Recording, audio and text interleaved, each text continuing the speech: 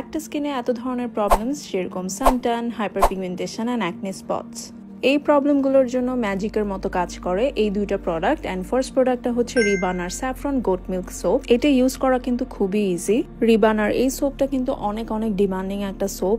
এই সোপটা বেসিক্যালি আপনাদের hyper pigmentation, tanning এবং ডার্ক স্পট রিমুভ করতে অনেক হেল্প করবে। সোপটা প্রথমে পানিতে ভিজিয়ে এরপর ফোম ক্রিয়েট করে নিতে হবে, এরপরে কিন্তু এটা ফেসে ইউজ করতে হবে। ভালো করে ম্যাসাজ করার পর হচ্ছে ফেসটা ওয়াশ করে নিতে হবে। এরপর হচ্ছে দেখেন ফেসটা অনেক বেশি গ্লোয়িং অ্যান্ড ব্রাইট দেখায়। রেগুলার 2 বার যদি তোমরা এই বারটা ইউজ করো তাহলে হচ্ছে ম্যাজিকের মতো একটা রেজাল্ট দেখতে পাবা। ফেস ওয়াশ করার পর আমি ইউজ করছি রিবানার এই স্যাফরন ব্রাইটেনিং জেল।